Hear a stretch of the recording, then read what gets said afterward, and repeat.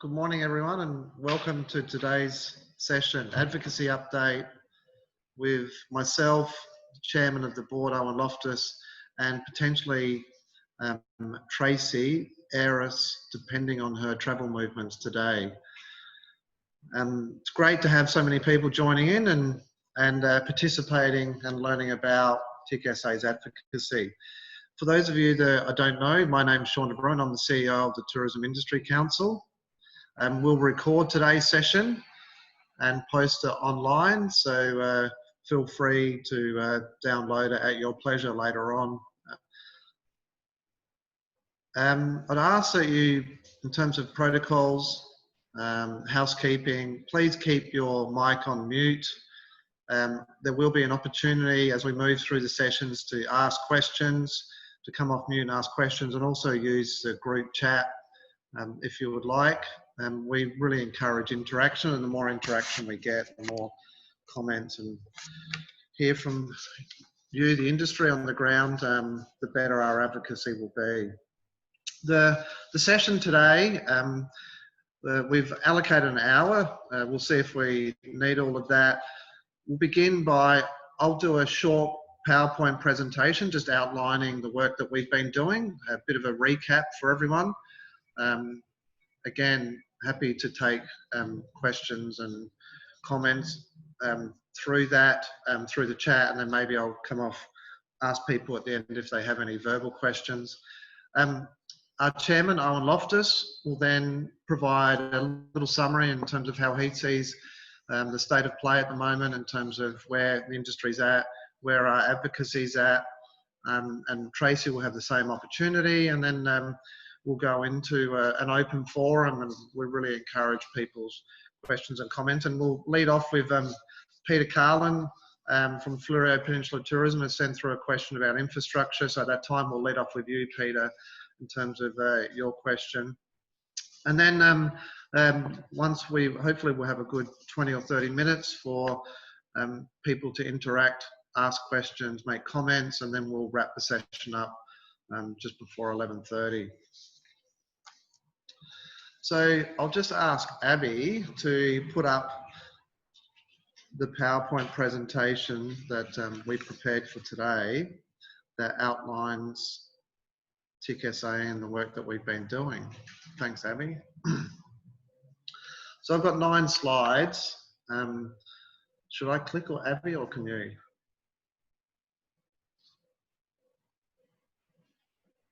Can I click through, Abby? Or you can do it. Okay, so there's quite a bit of information here, but we really wanted to make sure that the work that we've been doing is understood by the industry. So I'll run through, and again, please put any questions you might have up on the chat, or I'll provide an opportunity for people to come off at the end of my presentation to ask questions. So there's I guess a quick summary in terms of some of the webinars that we've been doing that have been about advocacy and working with industry to make sure that our political leaders and fully understand the challenges that industry's been facing. And many, if not all of you, would have joined in for several of those conversations. We had over 300 people join in for the Premier's one. I know that the feedback I got from the Premier afterwards was very positive, and he found it a very useful exercise. And similarly with Minister Birmingham, Federal Minister for Tourism, we've had then the Labor opposition both at state and federal level. And last week we had the Small Business Commissioner, John Chapman, provide a really informative presentation and then interaction on some of the challenges small business in particular is facing and the way in which his office can help that. Part of what's happened since March is with COVID-19 is that the Premier set up a industry response and recovery council. We meet once a week, sometimes more often, and the Premier provides an update to that group. There's 14 different business associations on that group. TiCSA is there represented, and I'm there as that person. It's a great opportunity to hear from the Premier directly in terms of what the government's doing, but it's also a great opportunity for the industry to put information back into the Premier directly, and he's very open to that and very responsive to it. And so we'll continue to be a part of that group, and that group's going to continue for the foreseeable future. We've also presented to the Budget and Finance Committee in Parliament House recently, a few weeks ago. That was a great opportunity. That's a cross-parliamentary committee that provides government oversight, or actually political oversight on the way in which the budget and finance is being managed. And it was a great opportunity for us, again, to position tourism and the importance of tourism and the economic opportunity that is our industry, and the fact that we need our parliamentarians understanding the opportunities and also the challenges that we're facing. We have an advocacy committee that Traci Ayris chairs, and we meet monthly, sometimes more regularly than that, as we work through the key issues that we're hearing from industry, and then the way in which we communicate that to government, the way in which we communicate that through the media. And then lastly, we've had a series of chairman luncheons. They have been postponed while we've been in COVID-19, but we'll begin those luncheons again next month with the Premier. And then we have Minister Simon Birmingham as well. And that's a great opportunity for our industry leaders. And Eoin, as the chairman, leads that conversation. And again, it's a great way to inform government in terms of the industry opportunities. We've done a number of state government submissions. I'll just see if I can click this. Whoops, I've done something wrong, Abby. What am I doing?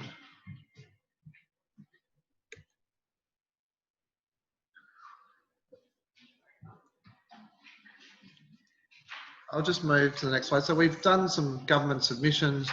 Obviously, we've been writing different letters and emails at different times as well. Particularly around the initial phase of the health emergency that we're in, we put a submission to government on that. We've also written to the Premier most recently around regional tourism organisations and the opportunity of working with them through additional funding to leverage those local marketing and product development and other opportunities at that regional level. Advocacy outcomes and things that issues that we have been pushing on, and then government has supported. Things like DIPT fees on tour vehicles and chauffeur-driven vehicles, national park fees. We've seen the government provide some waivers for those fee arrangements. We've also been working hard on the things like the 4 square metre rule, that as businesses were opening up, it's obviously incredibly challenging to make your business work in some circumstances, particularly where there's rules that have been put out based on the health necessities to reduce the transmission of COVID-19, but obviously make business operations incredibly challenging. So we continue to represent those challenges, and 4 square metre is one that we've represented the challenges on that, but there's been many others that we've also been raising directly with the Premier and his office. Border restrictions is something we've been doing quite a bit in the media, and hopefully you've seen some of that. We've seen the Premier open up restrictions to a number of states, most recently announcing yesterday that the New South Wales and the ACT border wouldn't be lifted in the short term, and obviously Victoria, there's been a whole tightening of the border restrictions. We understand that it's an incredibly difficult time for the government to make these difficult decisions about looking after everyone's health and making sure we don't get a second wave of the virus. but also providing business with the certainty that it needs so that it can resume activities and be financially sustainable. It's a very challenging time to find that right balance. Premier Marshall has also supported us directly with $90,000 for a business boost program, and we'll be announcing part of that program today around a forum that we've developed so the industry can communicate more directly with each other. And lastly, we're looking at an industry event later this year, and we're working with SATC on that and hopefully have more information once we have some specifics on that. But it's about building confidence and certainty and moving heavily into a strong recovery once we get through the health crisis period. Consumer and business confidence has obviously been massively hit during this period. We launched COVID Clean, and we've had a significant take up to that. We've, I think, just over 200 businesses registering so far, and well over 100 being accredited, which is really positive and reassures consumers that when they get to those businesses that they're being well looked after. We've also have a business resilience program, self-guided, and we're looking at the second wave of that we've had a couple of hundred businesses work through that as well, and it's been very supportive and well received, and it's all about business continuity planning. Both resources are free to TiCSA members, so I encourage you to go online and have a look if you haven't already at those. Our media activity, hopefully you've seen some of that. I've been getting a lot of comments from industry about the fact that they keep seeing and hearing me in the media, and I think Eoin's also been doing quite a bit of media as well as the chair of TiCSA.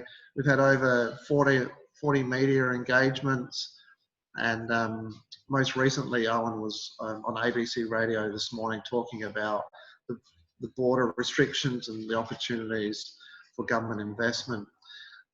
The key areas at the moment that we're focusing on are border restrictions. JobKeeper is incredibly important. This is feedback that we're getting from industry. The extension of that program is fundamental to people's sustainability moving forward. Regional tourism funding has been something that we've been advocating on since April last year, and it's certainly highly relevant at the moment, particularly with the focus on intrastate tourism and building consumer and business confidence. That is, as I highlighted previously, that is incredibly important. Industry research, we've continued our tourism barometer, and we thank everyone that's participated in that. We're about to close off this quarter's tourism barometer over the next few days. We've had a record number of people participating. I think the number at the moment is at about 225, Emily's just telling me. About 225 people have filled in the barometer this month, which is for the June quarter. And Emily will be sending a link out for those that haven't done it. One of the key questions we put in there this time is about the JobKeeper, if it continues or if it discontinues, what's the impact on your business? And we've been using some of those early numbers to help government understand the challenges that business will face if JobKeeper is discontinued. But we're very confident that the government is going to continue it in some form post September 27. I'll just move on to the next slide. So key priorities. And I've touched on some of this, but there's more detail there, but maybe in interest of time, I won't go into the detail, but please see the dot points. Border restrictions, providing when it's safe to do so is the preference that we always provide. You know, it's really critical that those border restrictions are opened and that businesses that rely on customers that currently can't get to our state have that opportunity as soon as possible. JobKeeper, that's the number one issue we're pushing at the moment. We've combined with the Australian Tourism Industry Council, which means we're in partnership with all the other tourism industry councils across the country, and these are the 6 key points that we're pushing into the government at federal level around JobKeeper and the importance of extending it. Just next slide, please, Abby. Regional tourism organisation funding. There's the detail on our thinking behind that opportunity. It's something that we'll continue to talk to the government about. We believe there's a great opportunity to leverage that local level collaboration, local level marketing, product development and other activities. Destination marketing, incredibly important. We've seen the Book Them Out campaign been really well supported after the bushfires and really lifted everyone's spirits and saw people moving around the state again. Very keen to see SATC to be continued to be strongly supported by the government in terms of the funding opportunities that it has moving forward. And it's so important, again, we're an SME sector, it's critically important that we have state government and federal and local government working with industry to talk to our customers to make sure that South Australia and the different regions and the different towns and communities are on their shopping list, and then the industry will support with individual services that allow them to do those trips. And here's our last 3 key areas.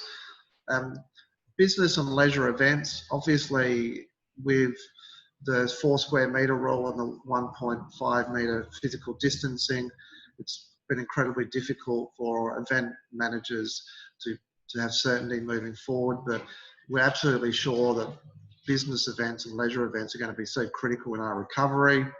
Product development, I was actually in the Southern Flinders yesterday. There was a great announcement by the state government, also the federal government, for $10 million into the Southern Flinders, particularly around mountain biking.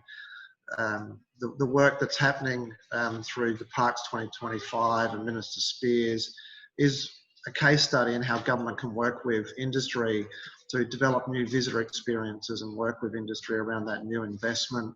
And collaboration. We've seen significant collaboration between industry and government. We really think that's been one of the great positives out of the tough times that we're in, and we're really keen for that collaboration to grow so that we can do more together and we can ultimately leverage outcomes better when we're working closely together on these things. The last slide, again, we just welcome your feedback. That's our landline, that's our generic email address.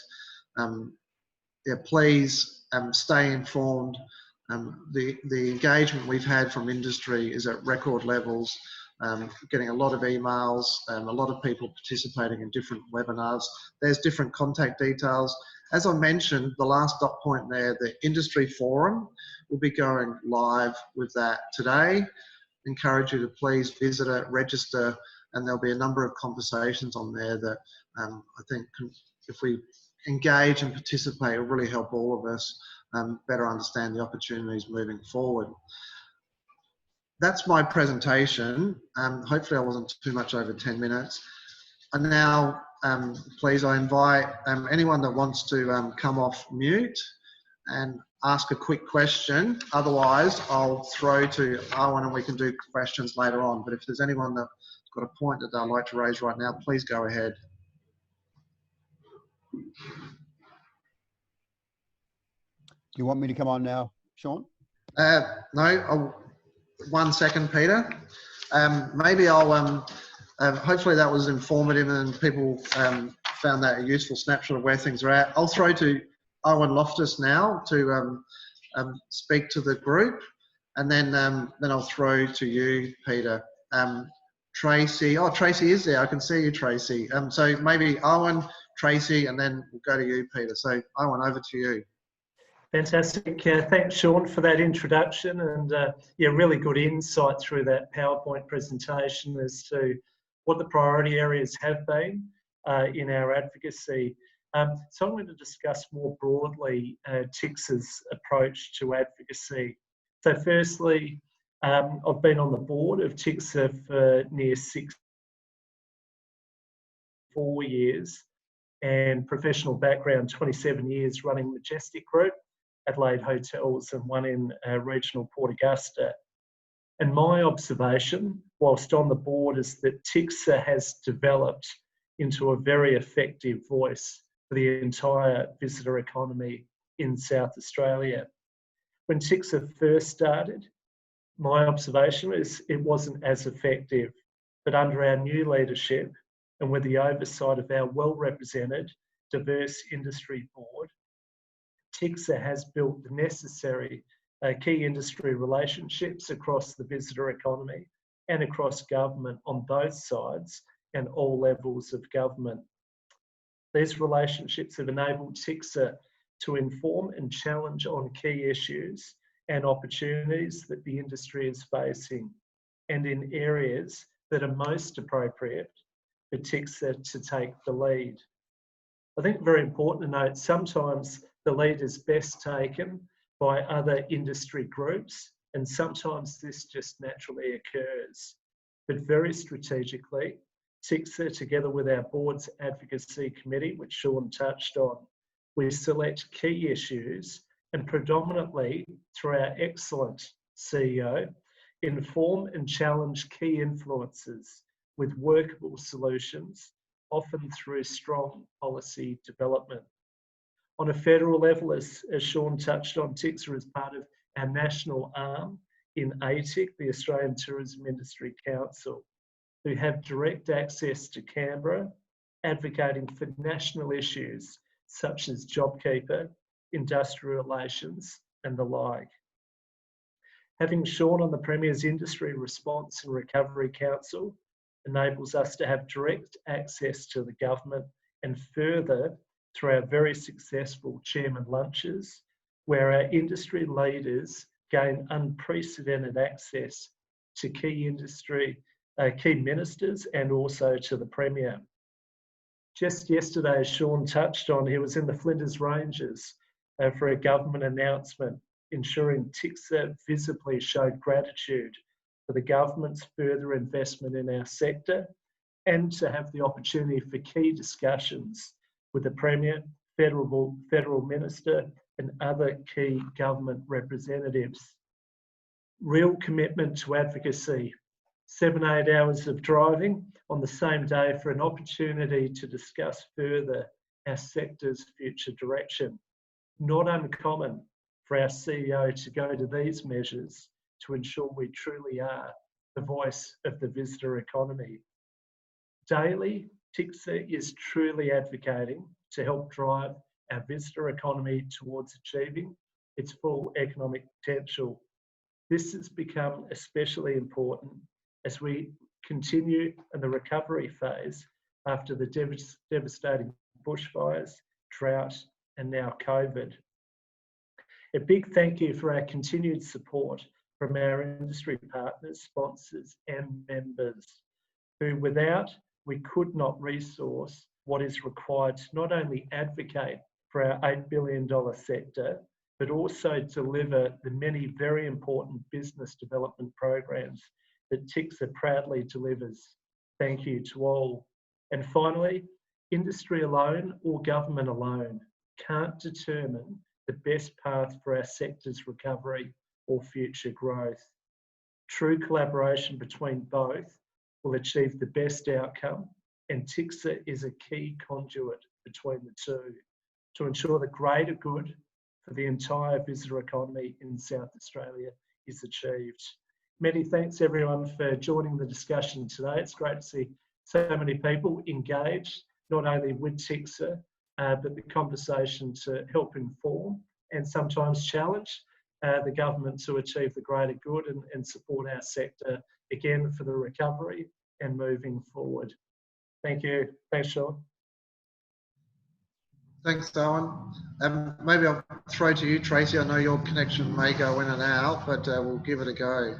Yeah, I apologise. I'm actually under motor at the moment, so I don't know what the audio is like. Look, I had a bit of a speech, but Eoin's covered a lot of it. I would just like to say on behalf of the committee, though, as chair, that I just want to recognise your efforts, Shaun and Eoin, on this advocacy space, because we set out years ago to set a strong policy agenda for advocacy and what we wanted to do. Your efforts in bushfire recovery and COVID have been wonderful. I know you've had a lot of sleepless nights, so I won't reiterate what Eoin said. I just want to say thank you, and I'll be here to listen to what everybody else has to say. Thanks, Traci. And so just to fully spell it out, so Traci chairs the advocacy committee. We have ongoing meetings and ongoing interactions, and it's ultimately where we make decisions about what are the key points that we highlight. And so, you know, during this very fluid period, the discussions are incredibly important that we get it right. So, Peter, I'll throw it to you now. Please fire away with your first point.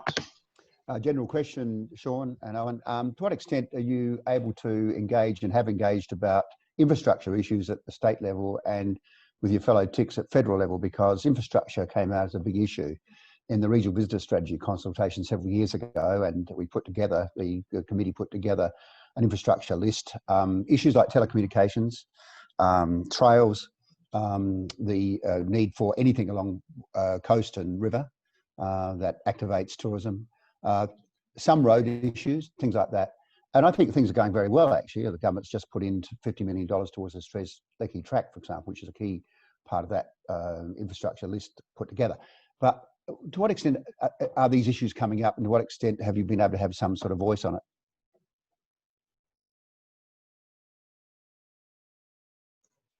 So I'm happy to speak to that, unless Traci or Eoin want to. So obviously infrastructure is incredibly important. We have advocated strongly through budget submissions. That's the last time we went hard on infrastructure. There's a couple of key elements, I think, Peter. There's the enabling infrastructure like telecommunications, roads, you know, water and all those things that we need. But then there's the experience infrastructure. So we've really gone on two levels. It's one about that enabling infrastructure, that key you know, telecommunications and things like that. But then there's also about the experience infrastructure.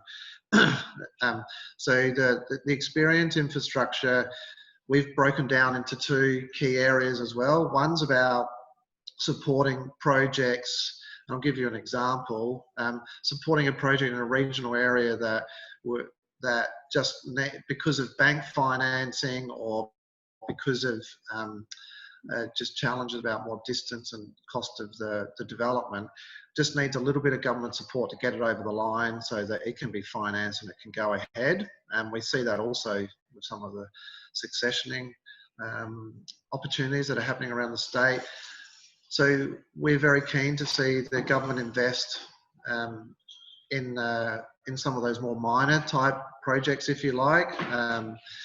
The PIRSA, Regions SA, they have a fund that Minister Whetstone looks after, and a number of tourism projects get up through that, and some of those are those types of projects. And most recently the government announced that fund is now, the guidelines have been broadened out a bit more as well. So we see that as positive. The second piece, though, that we see that isn't being addressed at the moment, which we have been advocating on, is about this icon infrastructure. It's what is the next Darrenberg Cube project across the state?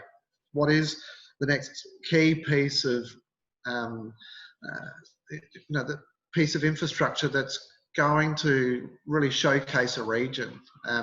We think that's incredibly important.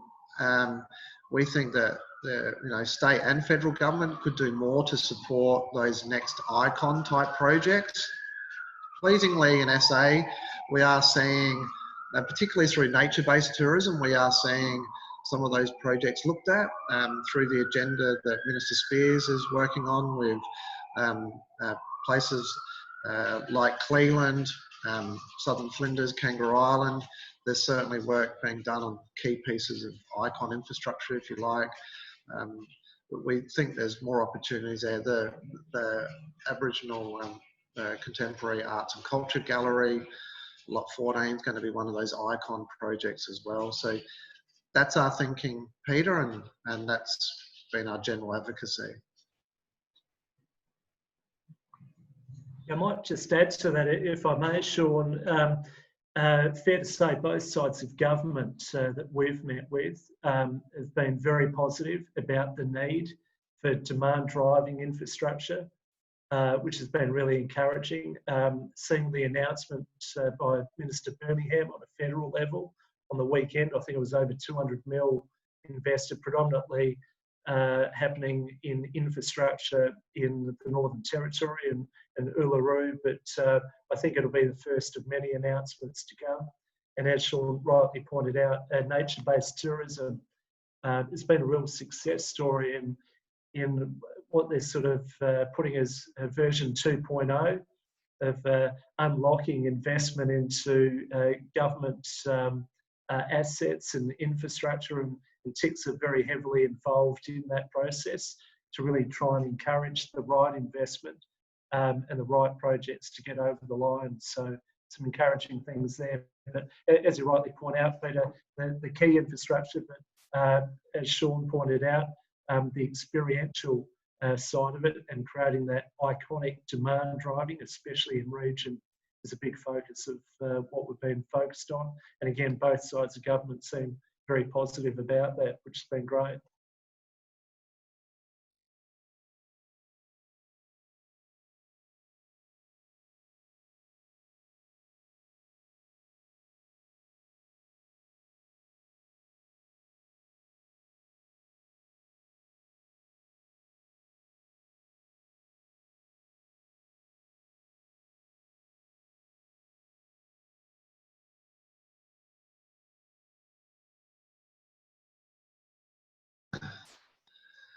So, Eoin, is there any more points that you would like to raise in terms of future advocacy that we'll be focusing on? Just come off mute, please, Eoin. That'll help, won't it? Everyone hear me? On a federal level, really important at the moment is the extension of JobKeeper for businesses to survive. As Shaun briefly touched on it, extending JobKeeper not just to the end of December, but through to the end of March next year will be critical for our sector.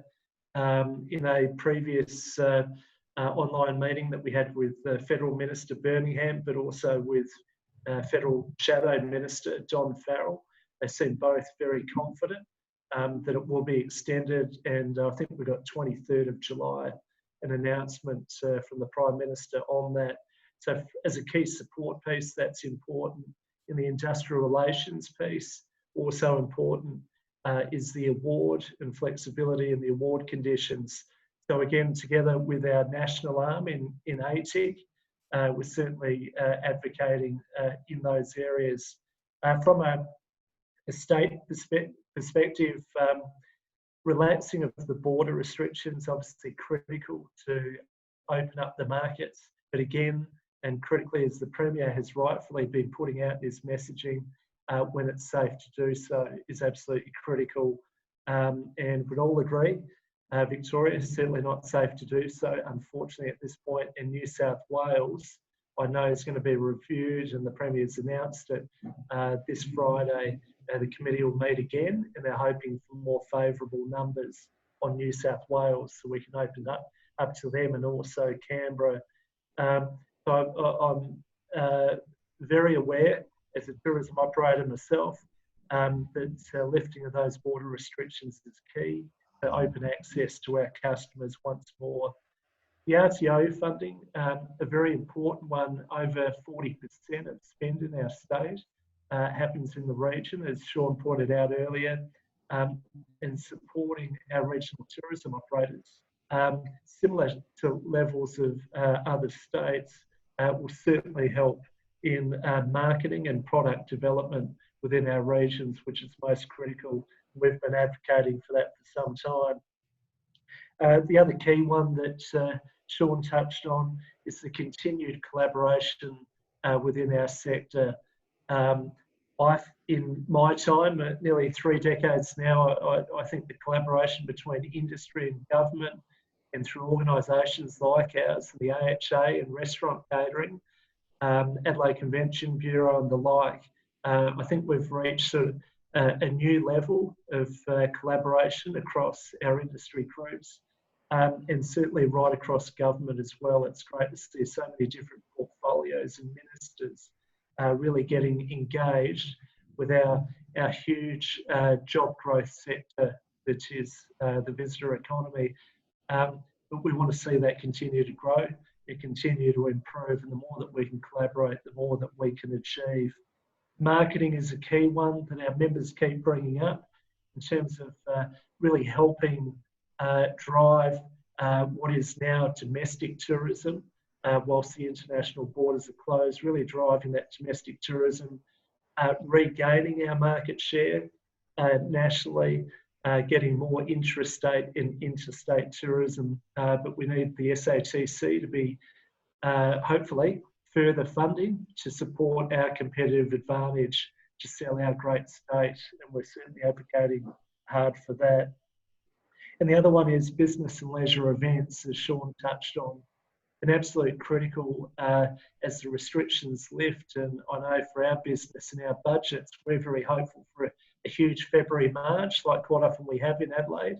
Hopefully the world's a different place by then, and we can have our Adelaide 500s and our WOMATs and all those great events, but further business events, an absolutely critical piece.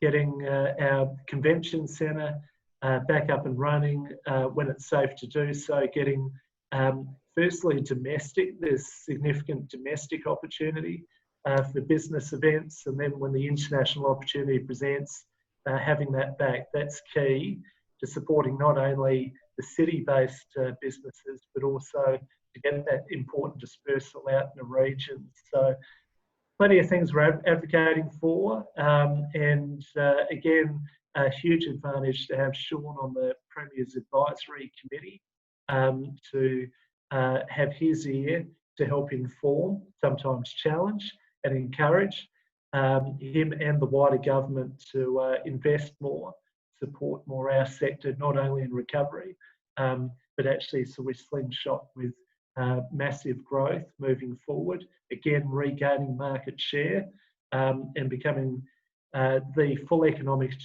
opportunity that is our sector, which is a huge jobs driver. So plenty to do, exciting times, very excited for the challenge, and we're thrilled with the feedback that we're getting from our sector, helping drive and inform what is most important to businesses and operators. Thanks, Eoin. Does anyone have any comments on things that we should dial up or dial down in terms of policy points that we're pushing forward with? Eoin's just given a recap there. We're really keen to receive feedback. The more feedback we get, the better our policy development is and our communication that go with it. Does anyone have any thoughts in terms of just that quick synopsis that Eoin gave? Are we getting it right? Is JobKeeper the #1 issue at the moment, or borders? Because that's the way, that's what we're pushing really hard at the moment with other things, but they're the two key issues that we're seeing. Just any general comments on priorities?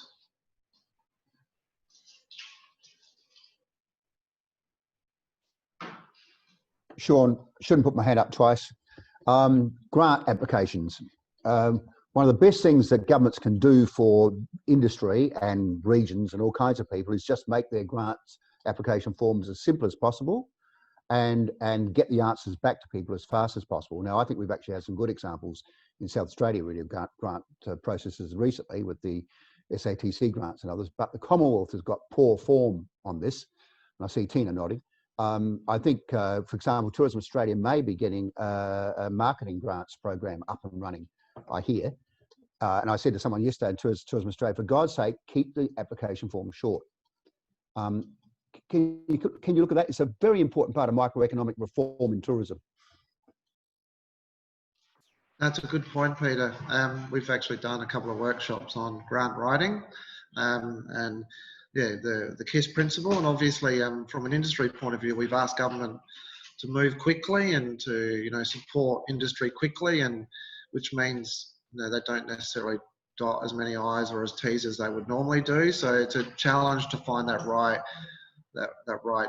dynamic. So no, we certainly it's a good point, Peter. I think one of the key ones that we've got our eye on at the moment is the nature-based tourism, the co-investment fund, and there's been a lot of good work happening in government around that fund, and then there's going to be a process that industry is going to work through to hopefully access that fund, and it's going to be interesting to see how that works, and we'll certainly be providing constructive feedback into the department about how they can make that work as seamlessly as possible, but get the requirements that they need out of it.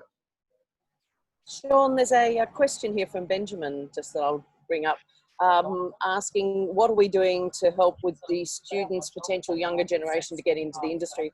Obviously, we have our strong associations with the University of South Australia and TAFE, so maybe we'll have a bit of a discussion on that point. Yeah, no, thanks, Tracy. Yeah, but something we're very passionate as an organisation is about providing opportunity for the next generation, and we have interns coming through, and Ben's actually done some work with us previously and hopefully be back soon in the office. I think the other point is around an issue that's come to us is around the cost of studying now as well, that there's been some significant increases in particularly federally, as I understand it, in terms of the cost of studying. So we'll certainly be raising those issues. I have a meeting with Minister Pisoni, obviously the State Minister for Training, early next month, and I'll be having that discussion with him about training costs and supporting particularly young people to develop their skills. So thanks, Ben, for the question.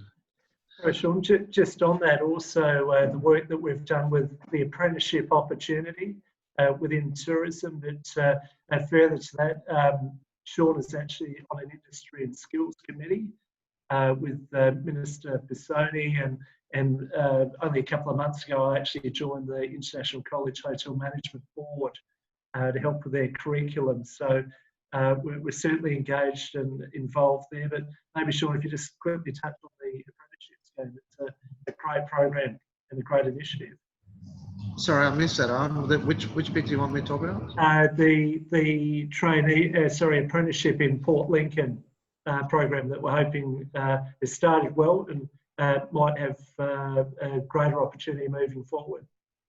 No, thanks, Eoin. So we see that skills and training is a critical issue for industry. Hospitality generally has done it quite well. Tourism, we haven't done it as well in terms of engaging with training opportunities. And so we are working on a pilot project with the City of Port Lincoln, Department of Innovation and Skills, and the RDA on the Eyre Peninsula as well, to look at trying to get more Cert 3, Certificate 3 tourism students moving through the system.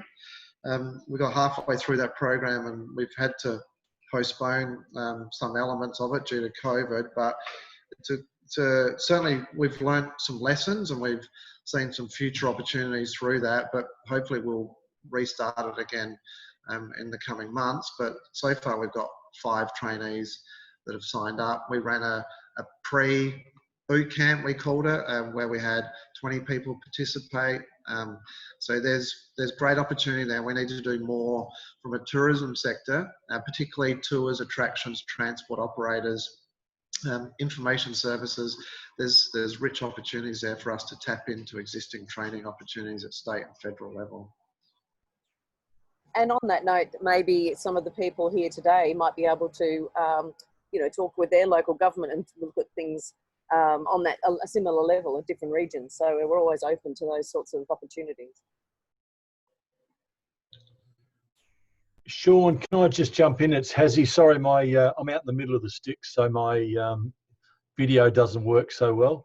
So you've got to look at the ugly mugshot. I can't help that, sorry. But just to tell you something that we're doing. So for those who don't know, I do budget, small group, private, and some luxury tours in Western Australia as well. But with some of the small group and the private tours, from a COVID perspective, we are, we can change things and make it okay. But from a touring perspective for nullable traveller, the requirements that they are putting on us, I'll be honest, if I was a guide and my boss asked me to do what I'm asking them to do when it comes to COVID cleaning, preparation of food, single use, etc., I would probably tell him where to go. So, when I went through that whole emotion and I started to say, okay, well, how can I get this better? We've actually spoken to Sarah and Jane at Study Adelaide, and we've actually got part of the tourism curriculum now, and Sarah's putting out there for the tourism ones that we'll have a helping hand.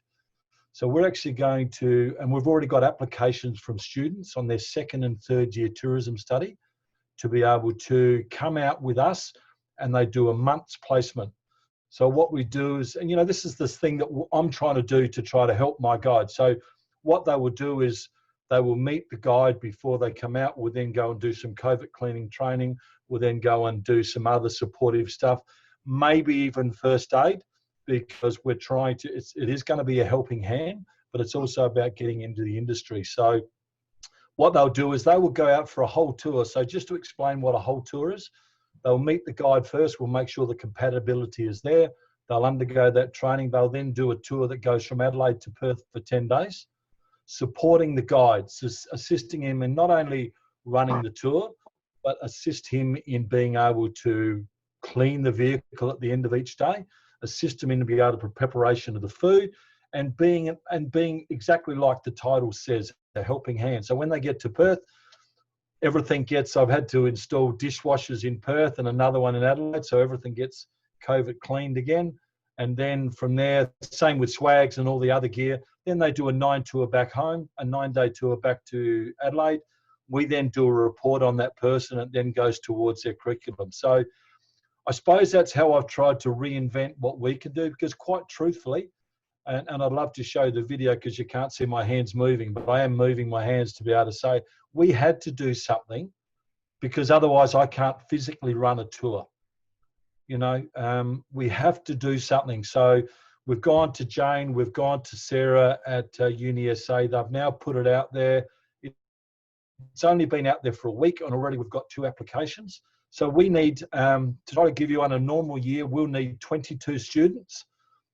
On this year, God knows how many we need, but we're thinking we need 14.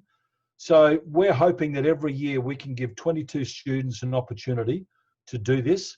In addition to that, what we're hoping is that we can identify those right students to then be able to take them one step further and to become a tour guide. So yes, I'm a bloody idiot, but it's the only way I could see things being able to move going forward. Otherwise, I can't run a tour. That's great, Hazzy. Thank you for telling us that. Sounds like you've done some great innovation, and you've found some really good partnership with Study Adelaide, which is fantastic. And obviously you're dealing with huge challenges in your business operations. Any other comments people would like to make?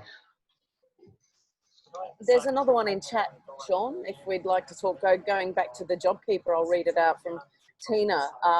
In your advocacy and extending JobKeeper, have you raised the other structural issues with the program, such as working hours, staff reluctance to work for JobKeeper, current inability to engage new staff and access JobKeeper for them? So the problems that people are actually having with JobKeeper right now, if there is going to be another announcement.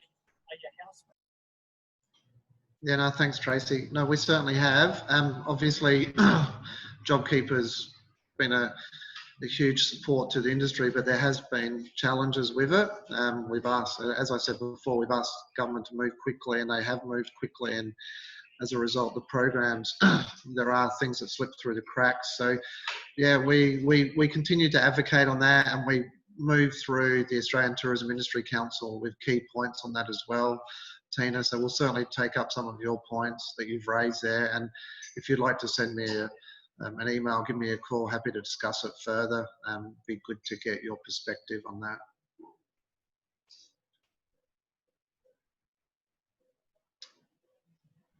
If there's no other comments or questions. One last opportunity for anyone else that wants to make a point. Well, I'll wrap things up. Thank you again for all of you for taking time out of your busy days to join us. We'll post this video online. Please stay connected to us. We'll make sure that that presentation goes up as well. So get on the forum and please contact the office, email me directly. We're really keen to be well informed in terms of where industry's at, the policy levers that we need to be working on, and the advocacy that we need to be doing to all levels of government. Thanks again, everyone, for your time, and look forward to seeing you soon.